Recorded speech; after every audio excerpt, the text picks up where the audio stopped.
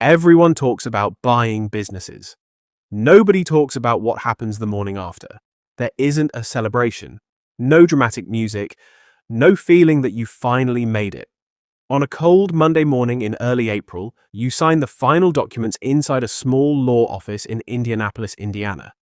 The previous owner, Michael Carter, shakes your hand, wishes you luck, and quietly leaves the room. Just like that, you become the owner of a commercial HVAC company. 39 employees, 63 active contracts. A business that's profitable, but only if nothing goes wrong. On the drive home, the excitement fades faster than you expected. Instead of thinking about success, you keep asking yourself one question. Did I just make the biggest mistake of my life? Because nobody tells you what ownership actually feels like. The next morning, the phones still ring. Technicians still leave at 7 a.m. Customers still expect perfect service. Suppliers still want to be paid on time. Payroll still arrives every Friday. The business doesn't care that you're nervous. It simply expects you to lead. For the first few months, nothing extraordinary happens. No explosive growth, no magazine interviews, no overnight success, just ordinary work. Reviewing schedules before sunrise, meeting technicians, handling customer complaints, negotiating supplier prices, watching cash come in, and cash immediately go back out. From the outside, it looks boring. From the inside, it's the hardest thing you've ever done. That's when your first lesson arrives. A business isn't built by the owner. It's built by the people the owner trusts. For you, that person is Emma Brooks. She's the operations manager. She's never owned a company. She doesn't have an MBA, but she knows every customer by name, every technician's strengths, every supplier who can be trusted, and every shortcut that eventually becomes expensive. At first, you try to manage everything yourself. Every invoice, every hiring decision, every service schedule. Within 3 weeks, you're completely exhausted. Emma notices. One evening, she quietly says, "You're trying to prove you're capable, instead of helping the business become stronger." The sentence stays with you all night. The next morning, you stop acting like the smartest person in the room. Instead, you start building the smartest team. Emma receives a raise before she asks for one. You introduce a performance bonus for the entire operations team. 6 months later, 2 experienced technicians leave a competitor and join your company. Not because of the salary, because Emma convinced them this company finally had a future. That's when you understand something no finance book explains. Great businesses don't attract great people. Great people create great businesses. 9 months pass. Not much changes from the outside. The trucks still leave before sunrise. The phones never stop ringing. Invoices keep coming. Payroll still arrives every Friday. But inside the business, something is different. For the first time, cash isn't disappearing as quickly as it used to. There's breathing room. Not enough to feel rich. Just enough to think beyond next month. One rainy Thursday afternoon, your accountant slides a financial report across the table. "You know," he says, "this company isn't your biggest asset anymore." You look at him, confused. He taps the report. "The systems are." That sentence follows you home. For weeks, you can't stop thinking about it. Most owners believe they're buying customers. The experienced ones know they're buying systems. A company with predictable processes is worth far more than one that depends on a single person. So, instead of chasing more customers, you begin documenting everything. Every service checklist, every emergency procedure, every supplier agreement, every hiring process. Some employees complain. "This feels like paperwork for the sake of paperwork." You smile, because they can't see what you're building yet. 6 months later, you get a phone call, not from a customer, not from a bank, from a retiring business owner named Daniel Foster. He owns another HVAC company about 40 minutes away. 40 years in business, good reputation, loyal employees. But he's tired. He isn't looking for the highest offer. He's looking for the right successor. You don't meet in a boardroom. You meet at a quiet family diner just outside town. 2 cups of coffee, one notebook. No lawyers, no presentations.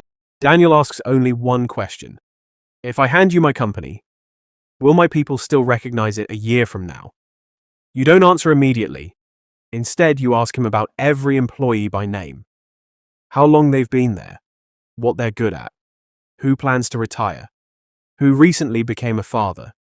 By the end of the conversation, Daniel smiles. I've met buyers, he says.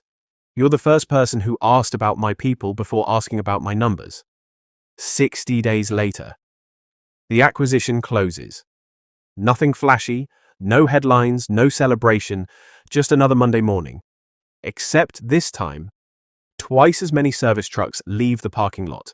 That's when the real work begins. 2 companies, 2 different cultures, 2 scheduling systems, 2 payroll processes, 2 teams that don't completely trust each other. For the first 3 months, progress feels painfully slow. One dispatcher quits. A supplier increases prices. Several customers complain about scheduling delays. For a moment, you wonder if buying the second company was a mistake. Emma walks into your office, places a folder on your desk, then quietly says, "Growth always looks messy before it looks successful." You never forget that sentence, because 3 months later, everything begins to click. The teams start helping each other. Fuel costs drop after combining delivery routes. Purchasing becomes cheaper.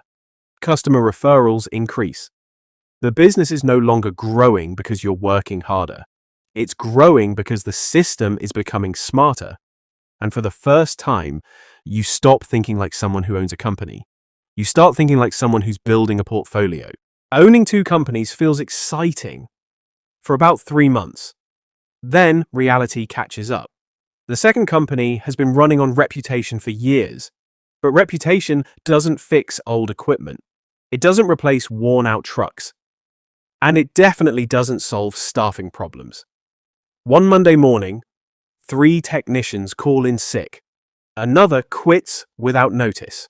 By 8:30 a.m., 27 service appointments are already behind schedule. Customers aren't interested in your excuses. They just want their air conditioning fixed. For the first time since buying the second company, you feel completely overwhelmed.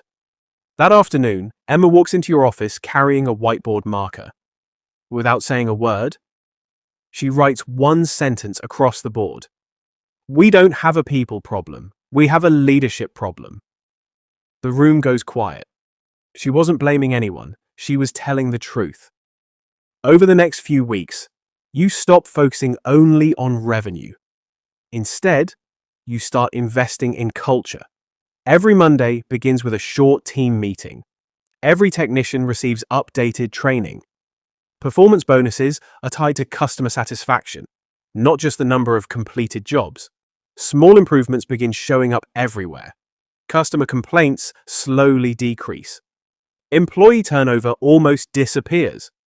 Experienced technicians start referring their friends. The company isn't becoming bigger, it's becoming healthier. And healthy businesses grow faster than desperate ones ever can. One evening, while reviewing monthly reports, you notice something interesting. The 2 companies are buying the exact same materials, from different suppliers at different prices. You make one phone call. A week later, both companies are purchasing together. Material costs immediately drop.